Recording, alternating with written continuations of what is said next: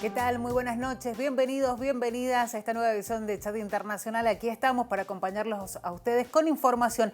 Hemos hablado y siempre los ojos, hay que decirlo, están puestos en lo que sucede en el mundo. Hoy por hoy el conflicto entre Ucrania, Rusia, Ucrania, pero también lo que está pasando a nivel por la economía, ¿no? Por la inflación en Estados Unidos, en Europa, lo que pasa con China. Pero pasan cosas también en otras partes del mundo, en la Antártida. Nos vamos a centrar hoy ahí en la Antártida. Vamos a hablar un poquito de qué es lo que sucede, porque uno a veces, la pregunta se la voy a hacer a ustedes, ¿qué concepto tienen de la Antártida? ¿Se imaginan, obviamente, los pingüinos, por ahí la presencia de argentinos en las bases argentinas? Y no sabemos mucho más que eso. Bueno, vamos a hablar y vamos a analizar las actividades que se desarrollan, cómo es la convivencia entre los países que tienen injerencia en la Antártida. Pero vamos a hacer un repaso un poco de cómo ha sido la presencia argentina ahí en el lugar más alejado o al fin del mundo, como se le dice, incluso para cuando se hace una promoción turística del lugar. Vamos a hablar de cuándo fue la primera presencia argentina y en eso nos vamos a remontar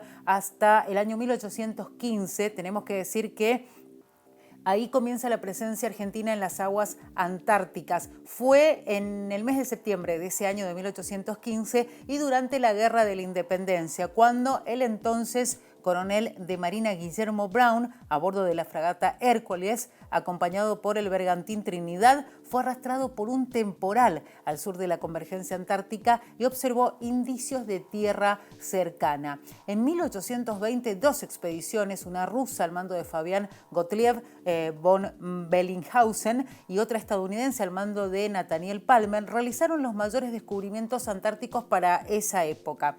También existen pruebas de que foqueros de diversas naciones, entre ellos gente de rioplatense, conocían y visitaban aquellas tierras. Pero bueno, obviamente por ahí lo que siempre se espera es datos concretos. A finales del siglo XIX fue la época donde más predominó la llamada era comercial por la incursión de expediciones, adivinen qué, balleneras, aunque también se comenzaron a realizar expediciones justamente que querían explorar el suelo antártico. El Estado argentino desarrolló sus primeros planes ya en el 1829 con un decreto nacional que determinaba la creación de la Comandancia Político-Militar de las Islas Malvinas, cuyo aspecto fundamental era la protección y conservación de la fauna en las islas adyacentes al Cabo de Hornos, es decir, en las islas antárticas. En 1879, ya en esa época y ese año, se creaba el Instituto Geográfico Argentino, que después expondría a la Antártida como prioridad en lo que era ya la exploración por parte de la Argentina, de nuestro país.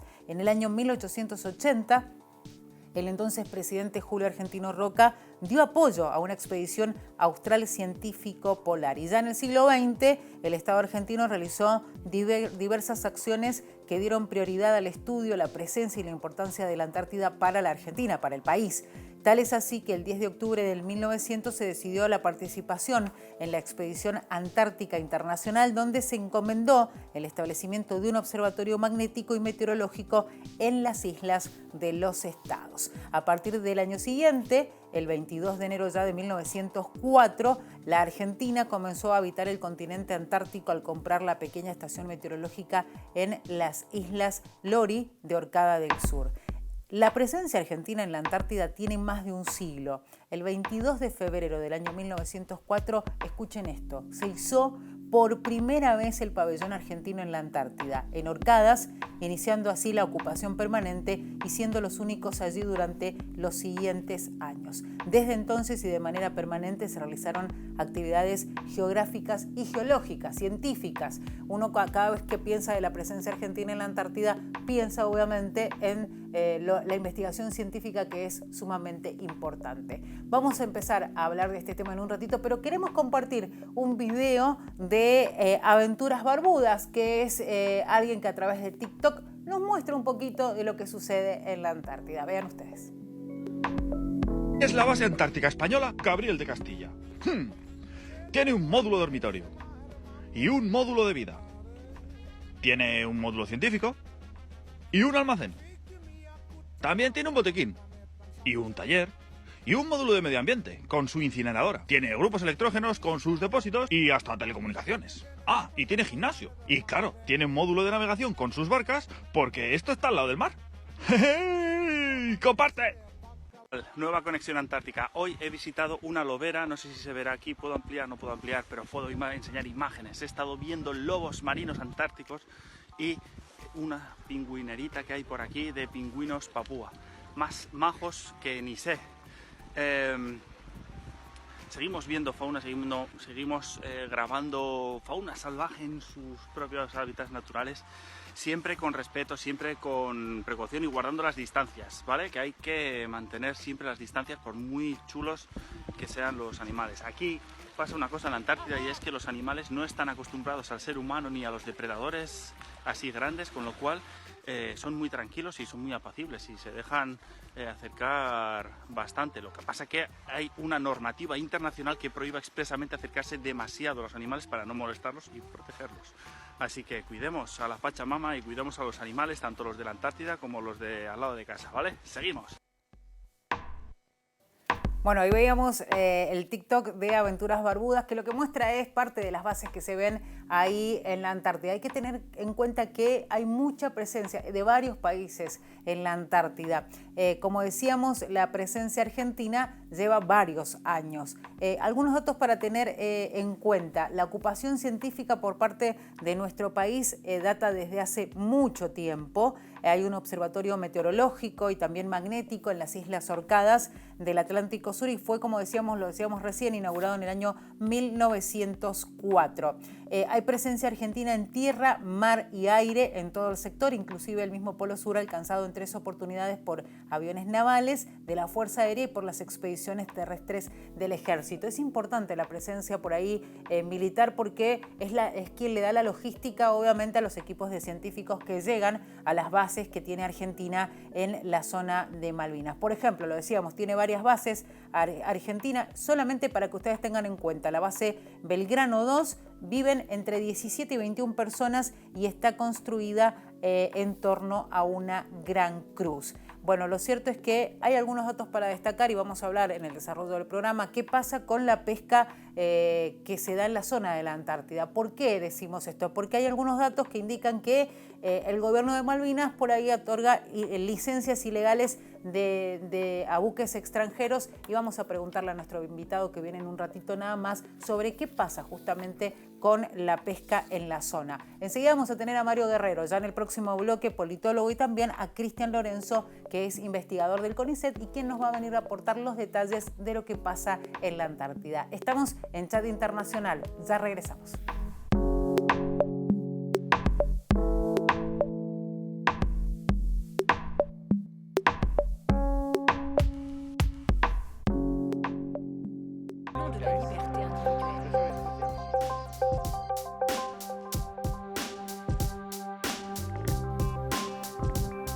Bueno, acá estamos de vuelta, nuevo bloque de Chat Internacional. Ahora sí sumamos a Mario Guerrero, politólogo, porque vamos a seguir hablando de la Antártida. Ya estuvimos esbozando un poco lo que es la presencia argentina en la Antártida y bueno, tenemos que ir profundizando, ¿no, Mario? Sí, particularmente ahora que tenemos un invitado de lujo, así que va a ser un placer discutir en mayor profundidad toda esta cuestión. Bueno, lo vamos a presentar a nuestro invitado, es Cristian Lorenzo, investigador del CONICET en el Centro Austral de Investigaciones Científicas, profesor de la Universidad Nacional de Tierra del Fuego, Antártida e Islas del Atlántico Sur. Le vamos a dar la bienvenida. Cristian, ¿qué tal? Muy buenas noches.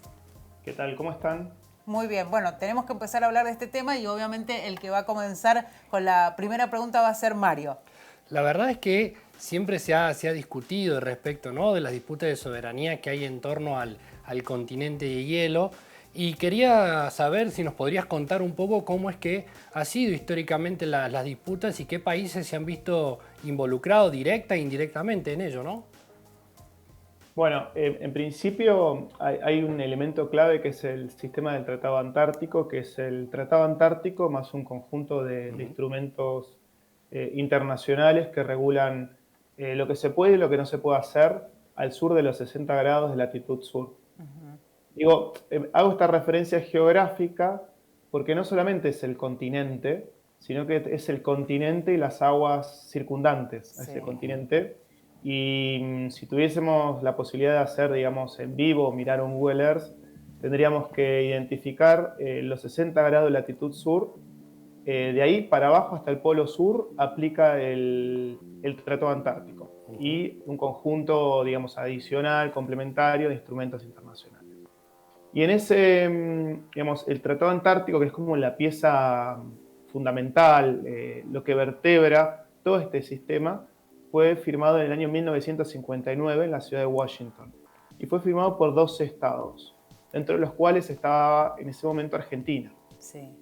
De los 12 estados, 7 países firmantes del Tratado Antártico, que se los llama países signatarios, estaba Argentina. Y de los 7 tenían reclamos de reivindicaciones de soberanía en la Antártida. Entre ellos Argentina, Argentina, Chile y el Reino Unido. Argentina, Chile y el Reino Unido tienen sus reclamos superpuestos de soberanía. Entonces, esta es una cuestión, digamos, fundamental y que está referida en el artículo 4 del Tratado Antártico, que no resuelve la cuestión de fondo de la soberanía, claro. Es decir, no la impide, no invalida la reivindicación de la Argentina, y al mismo tiempo define que al sur de los 60 grados de latitud sur sea una zona de paz y de ciencia. Esas son las dos cosas que se pueden hacer: paz, claro, y ciencia, y algunas actividades comerciales como el turismo, sí, y la pesca. Sí, tal cual.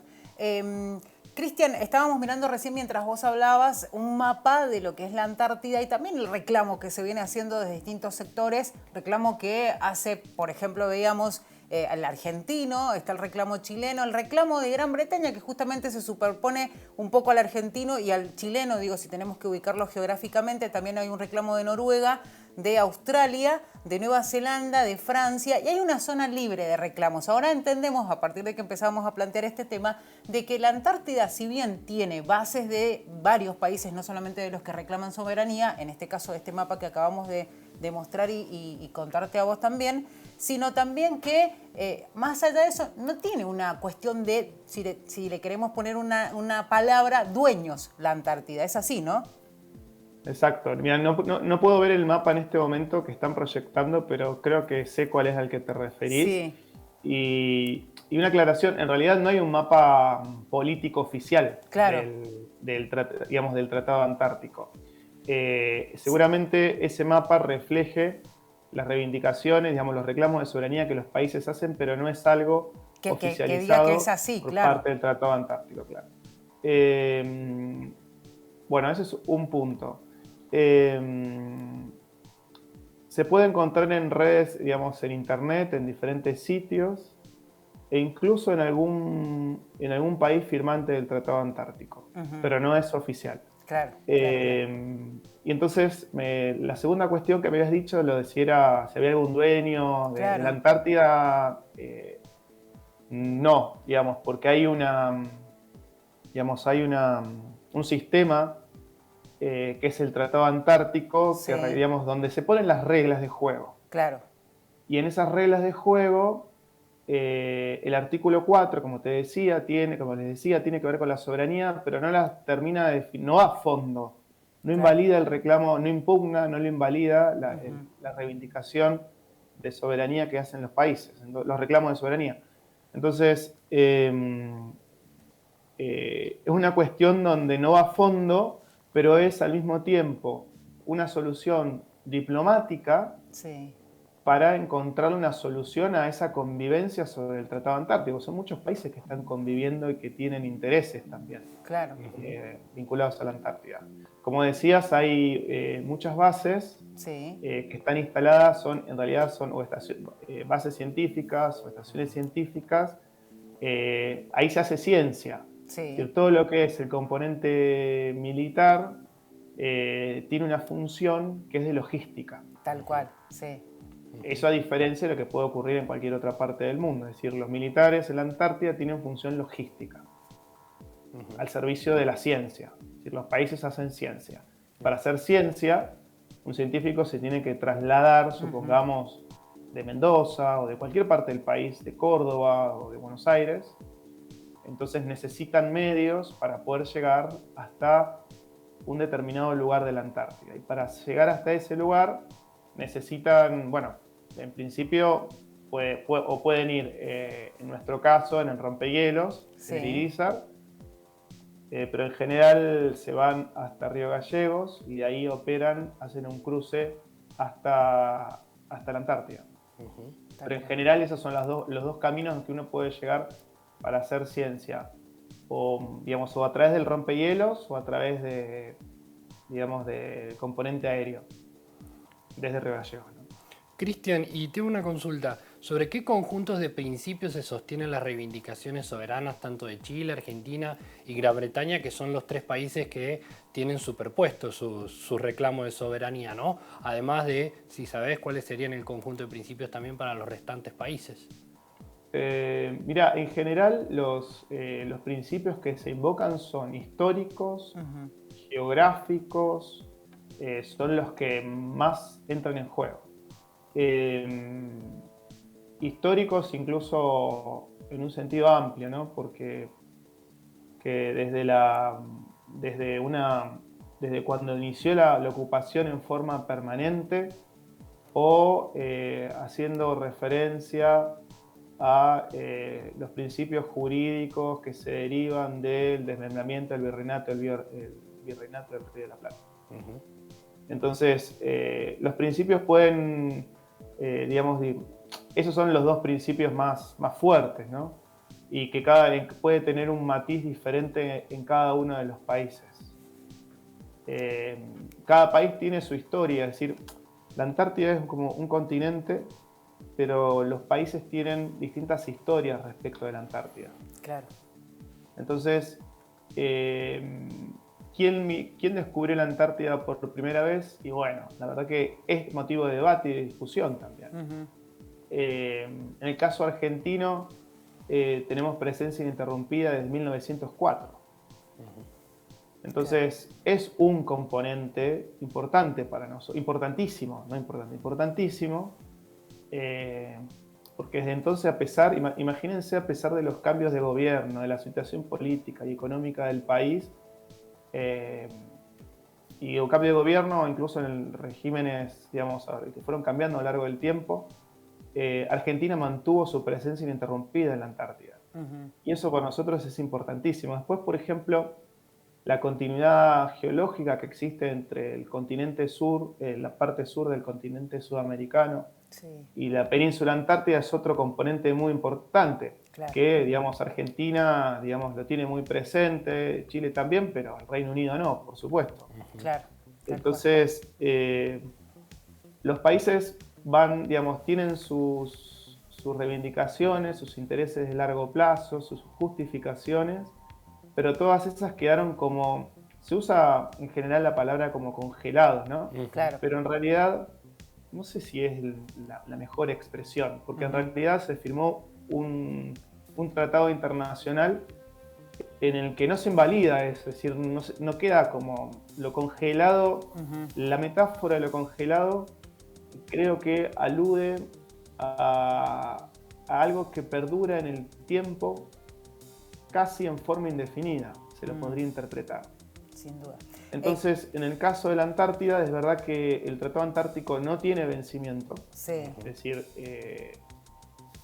se congeló un poquito la imagen de Cristian Lorenzo, que lo tenemos ahí del otro lado, es investigador del CONICET en el Centro Austral de Investigaciones Científicas y además profesor de la Universidad Nacional de Tierra del Fuego, Antártida e Islas del Atlántico Sur. Vamos a ir a una pausa y vamos a seguir analizando este tema. Estamos hablando de la Antártida, no solamente de la Argentina, de la Antártida en general.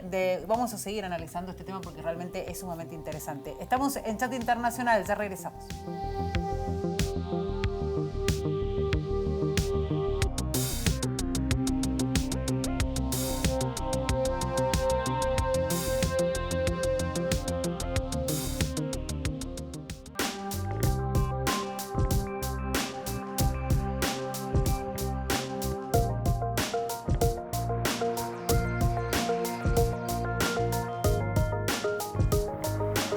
Bueno, seguimos hablando de Antártida aquí en Chat Internacional y lo hacemos con Cristian Lorenzo, que es investigador del CONICET y además docente de la Universidad Nacional de Tierra del Fuego, Antártida e Islas del Atlántico Sur. Cristian, vos hacías bien mención de todas las actividades que están permitidas y aquellas que no están permitidas a realizarse en la Antártida. Y una de las cuestiones centrales es la cuestión pesquera, ¿no? Más teniendo en cuenta toda la serie de conflictos que existen en torno a los pesqueros chinos que usualmente suelen entrarse en zonas de exclusividad económica de determinados países. ¿Cómo es que se regula esta cuestión en la zona de la Antártida? Bueno, yo les había comentado que en 1959 se firmó el Tratado Antártico, que eso fue como la piedra angular de todo un sistema que se fue construyendo a lo largo de los años. Y uno de esos instrumentos internacionales fue la Convención para la Conservación de Recursos Vivos Marinos Antárticos. Entonces, esto forma parte del sistema del Tratado Antártico y se encarga específicamente del uso racional de los recursos vivos marinos antárticos. ¿Qué es qué es el uso racional de los recursos? Bueno, eso es un motivo de debate y discusión dentro de esta convención que en realidad funciona en términos prácticos todos los años. Hay reuniones que se hacen en Hobart, que está en Australia, que es donde está la sede, y bueno, se reúnen con una agenda de trabajo, hay varios temas que están, digamos, en debate y en discusión. No solamente se encargan de, digamos, aparece el tema en la agenda con todo lo que tiene que ver con la pesca ilegal, sino que también hay iniciativas, y de hecho Argentina con Chile están trabajando bastante y hace tiempo para impulsar una área marina protegida al oeste de la península antártica. Y es un área que, digamos, que incluye la protección y la conservación. Es decir, tal vez se tengan la idea de la Antártida es como un lugar prístino, y en realidad, o remoto también. Sí. Para nosotros, desde Ushuaia, estamos a 1000 kilómetros. Entonces, la idea de algo remoto, es decir, estamos más cerca de la Antártida que de Mendoza. Tal cual, claro. Sí. Entonces, nos cambia como la idea de lo remoto. ¿Qué es más remoto, Mendoza o la península antártica? Creo que eso es uno de los puntos también, digamos, lo remoto como un punto como a señalar dentro de ese imaginario. Sí. Entonces, dentro de esta convención aparece, bueno, varios temas que le decía, y entre ellos el área marina protegida.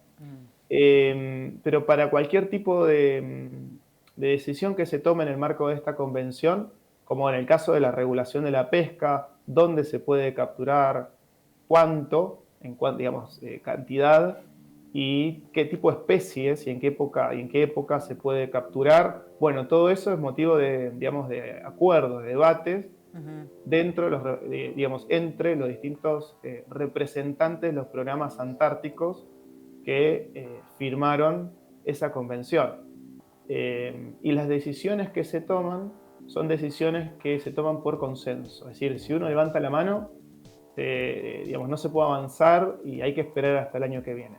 Cristian, sí, perdón, no, porque me quedo pensando en esto de que a partir del tratado obviamente hay un acuerdo de voluntades más que nada, pero digo, también está claro que los controles a veces son necesarios. Está demostrado acá que la Argentina, si no hay un seguimiento, se entiende que en el área de exclusión del mar ingresan igual los buques pesqueros y pescan igual, más allá de que no lo tengan permitido. ¿Quién ejerce el control en la Antártida hoy por hoy? Porque no solamente nos tenemos que quedar con las buenas voluntades, uno entiende que debe ser así. En principio hay, digamos, más que voluntades, hay un compromiso internacional, digamos, firmado entre las partes. Y después hay un sistema como de vigilancia mutua y colaborativa. En caso que se detecte algo irregular, se notifica y eso después se pone en debate y en discusión entre los miembros de las partes, pero no hay un policía internacional. Claro. Lo que sí existen son mecanismos digamos, de control y son colaborativos también. Sí.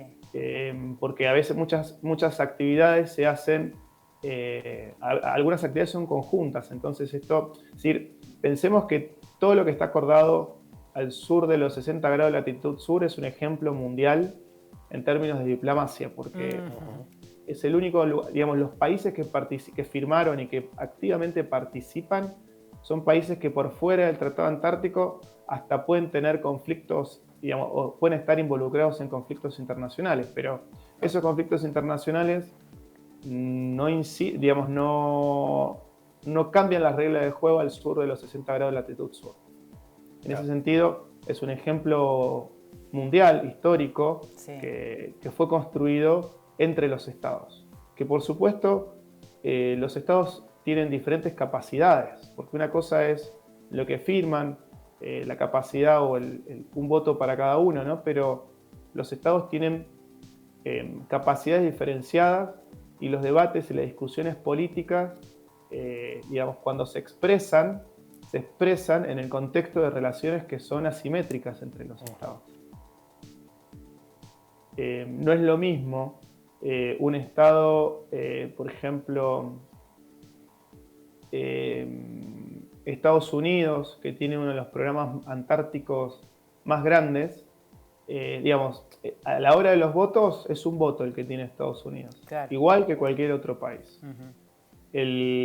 Muchas veces los debates y las discusiones están en la gestión que se hace del espacio, la gestión que se hace del ambiente.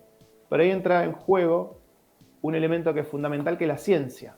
Es decir, cuanto más presupuesto vos tenés para ciencia, mayor capacidad tenés para conocer un territorio, tanto por los cambios que tiene un ecosistema, por los cambios producidos, como las permanencias o las regularidades a lo largo del tiempo. Entonces, más allá de cualquiera de las dos opciones, si vos conoces más sobre un ecosistema, podés incidir más en los debates, en las discusiones que tienen que ver sobre la gestión de ese ambiente.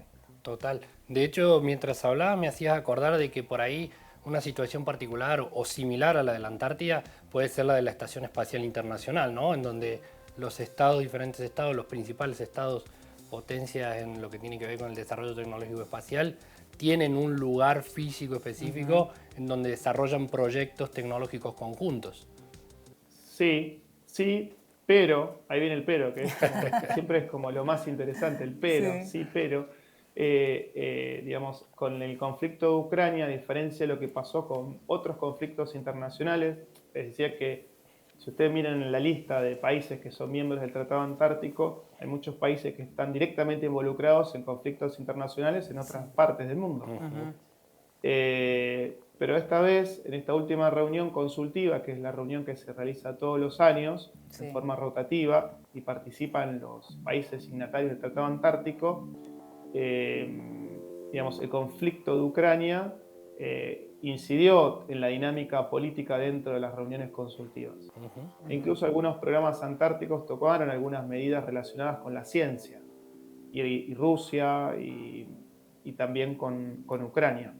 Entonces, estos son como indicadores del impacto de un conflicto internacional dentro de conjunto de interacciones que se dan en el marco del Tratado Antártico, que no es algo muy habitual que pase, pero pasó. Entonces, bueno, esto es simplemente como un elemento como que no encaja dentro del conjunto de cómo venía siendo la cosa, ¿no? Dentro del conjunto de regularidades es algo que no encaja. Bueno, vamos a ir a una pausa. Enseguida regresamos. Vamos a seguir hablando de Antártida aquí en Chat Internacional. Lo hacemos con Cristian Lorenzo, investigador del CONICET. Vamos a la pausa y volvemos. Estamos en el 30 de la TDA, 22 de Supercanal HD.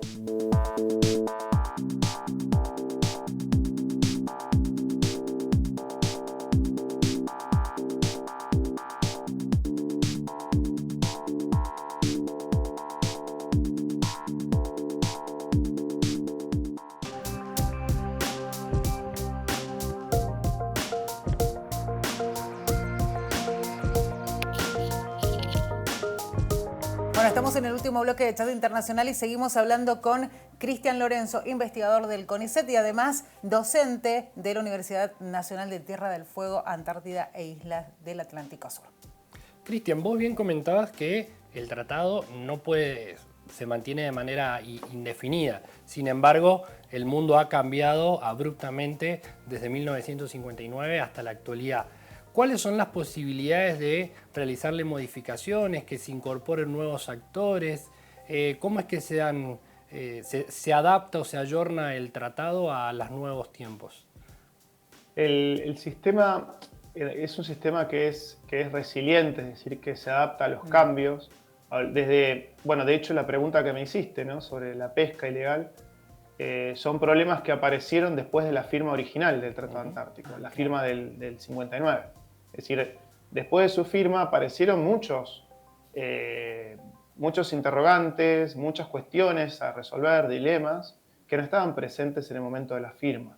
Por ejemplo, el turismo. Entonces, hoy tenemos un incremento muy importante del turismo a nivel mundial, digamos desde los últimos 20 años más o menos, pero durante los últimos años esto va subiendo cada vez más, obviamente interrumpido por el contexto de la pandemia, Claro. pero son nuevos problemas que aparecieron y nuevas soluciones que se encontraron dentro digamos, del sistema. Ahora, acá hay una cuestión, y es que tenemos un status quo, es decir, un determinado orden que es histórico, que fue construido con la pieza fundamental en el año 59, que se adapta a los cambios, que no tiene vencimiento, pero eso no quiere decir que sea eterno. Entonces, ¿cómo se pueden dar los cambios? Bueno, se pueden dar de muchas maneras, pero tal vez haya una que sistemáticamente, como que si ustedes buscan en internet o siempre aparece que son 4 números, 2048, 2048, como la fecha en que esto podría cambiar o va a cambiar. Y en realidad, si nos detenemos a leer, digamos, el protocolo de Madrid, que fue firmado en el año 1991 y es complemento de este Tratado Antártico, y en consecuencia forma parte del sistema del Tratado Antártico, dice que da una determinada cantidad de años y en el 2048 es el momento donde se abriría esa posibilidad a que algún Estado solicite una revisión, una modificación de algún artículo dentro del protocolo. ¿Y por qué es importante? Porque ese protocolo terminó, digamos, de impedir la posibilidad de explotar recursos minerales en la Antártida. Claro. Entonces, ese es el punto clave. En algún momento, en la década de los 80, fines de los 80, digamos, el debate y la discusión pasaba por la posibilidad de explotar recursos minerales en la Antártida, Claro. que es, digamos, que proyecto que se terminó, digamos, como cancelando esa posibilidad con la firma de este protocolo y con la cuestión del vencimiento. Entonces, ¿existe alguna posibilidad? Sí, existe. Es una posibilidad, digamos, que se tienen que dar muchos factores, porque no solamente un Estado tiene que pedir una revisión y para eso se hace una reunión especial, sino que tiene que haber un sistema como de apoyos dentro del número de Estados que firmaron la convención, que bueno, se tiene que dar. ¿Es posible? Sí, es posible, pero es complejo políticamente. Y la otra cuestión es que en algún momento pase algo y pase algo y que rompa lo acordado en el Tratado Antártico, lo que traería un costo político muy alto. Y por supuesto es un escenario que no es deseable para ningún Estado y particularmente para la Argentina.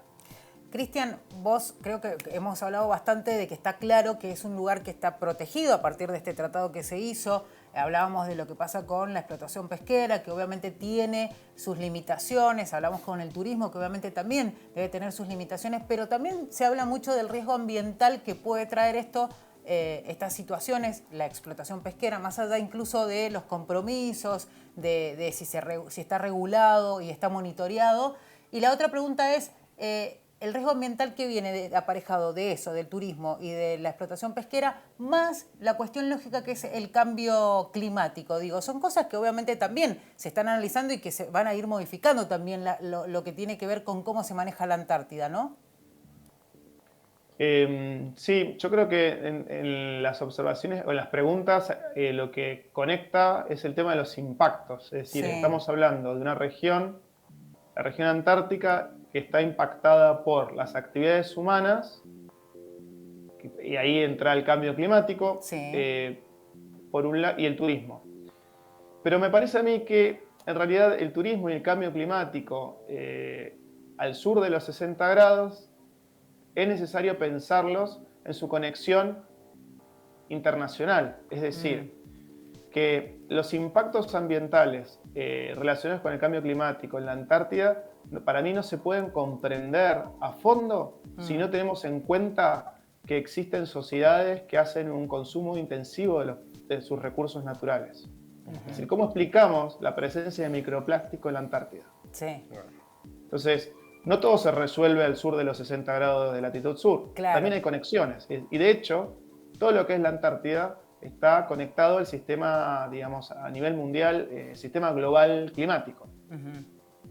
Y respecto del turismo, que es un turismo muy creciente, Sí. es un turismo, digamos, si vos le ponés números a eso y lo comparás con la población mundial, estamos hablando de una ínfima parte de la población mundial que puede conocer la Antártida. Sí. Y es un turismo de alto poder adquisitivo. Tal cual, sí. Que prefiere ir a la Antártida y no a otra parte del mundo. Y que esto, por supuesto, trae ganancias económicas, pero también trae impactos ambientales. Y uno de los temas de discusión y debate que ya está presente hace varios años es hasta dónde vamos a permitir que hayan cada vez más turistas. Entonces, ¿cuál es, hasta dónde ponemos la vara El límite, ambiental? claro. La idea en general es que la vara ambiental sea lo más alta posible para incidir digamos, al mínimo en ese ecosistema donde los seres humanos, es decir, donde uno, si está en ese lugar, mi sensación es que los que mandan es la naturaleza. Vos tenés, digamos, cualquier persona, por ejemplo, no sé, pasa un pingüino y tenés que tener cierta distancia. Sí. Es como que cambian las prioridades. La prioridad es ecológica la naturaleza. está por arriba, debería estar por arriba en todo ámbito de la actividad humana. Cristian, Pero sí, perdón. sí, pasa eso que decía Mario, que bueno, existen situaciones que van por fuera de la legalidad también. Claro. Cristian, y desde una perspectiva turística, ¿cómo es que se hace para llegar a la Antártida y qué esquemas? Porque usualmente cuando uno piensa en algo turístico piensa en paquetes o algún tipo de cuestión ya preorganizada, y más en este caso tiene que ser dada los niveles de logística que involucra, ¿no? Pero ¿cuáles serían los principales esquemas turísticos que existen actualmente en la Antártida? Bueno, primero tenés que tener plata para hacerlo. Sí. Calculá $5.000, $6.000, $10.000 de ahí para arriba. Y después se contratan con mucha anticipación. En general, después están los paquetes de último minuto. Pero del turismo mundial, el 90 y largo por ciento, 90 y tantos por ciento, salen de acá de Ushuaia. Entonces, Ushuaia tiene la mayor cantidad de turistas que pasan por acá, llegan a Ushuaia y se van a la Antártida. Eso no quiere decir que el mayor negocio turístico lo tenga la provincia de Tierra del Fuego, claro, ni la Argentina. Eso es un punto. Y de hecho, se va, digamos, en mayor proporción, se va en unos cruceros, que eso depende digamos, el porte del crucero, puede ser crucero más chico, más grande, 500 personas, depende. Sí. Pero la mayoría sale de acá, después se puede ir desde Punta Arenas, que hay unos viajes que hacen como, digamos, en forma aérea. Se puede llegar también desde Ciudad del Cabo, de Sudáfrica, pero está mucho más ligado a un turismo de 5 estrellas. Van a otra parte de la Antártida. Pero la mayoría pasa por acá. Tenés que contactarte con una agencia de viajes, comprarlo con anticipación, venir para Ushuaia y te tomás el crucero. Y tener dinero. Y tener mucho dinero. Cristian, muchísimas gracias. Se nos acabó el programa, nos encantaría seguir hablando con vos, pero bueno, seguramente vamos a tener otra oportunidad. Queríamos ver ese otro costado y dejar de pensar, como decías vos al comienzo, en la Antártida como ese lugar inhóspito. Pasan un montón de cosas en la Antártida y está bueno porque vos nos pudiste ampliar justamente esos detalles. Así que muchas gracias. A ustedes por la invitación. Será hasta cualquier momento. Así Hasta pasaba Cristian Lorenzo, investigador del CONICET en el Centro Austral de Investigaciones Científicas, profesor de la Universidad Nacional de Tierra del Fuego, Antártida e Islas del Atlántico Sur. Yo me quedé pensando en que Mario Guerrero tiene mucho interés, me parece, en viajar a la Antártida. Totalmente, totalmente. Más particularmente porque ahora está muy de boga, después de lo que dijo Bolsonaro, de que el Amazonas está pristino en su 80%, la Antártida, pensarlo también que efectivamente es un centro científico, la verdad que vale la pena discutirlo y reivindicarlo, ¿no? Sin duda. Y dejar de pensar en ese lugar, como lo decía él, en algo que es, con ese mensaje de que es el fin del mundo, pero pasan muchas cosas y es realmente un lugar muy visitado. Nos vamos, será hasta la próxima edición de Chat Internacional. Gracias por haber estado ahí del otro lado. Será hasta la próxima. Hasta luego.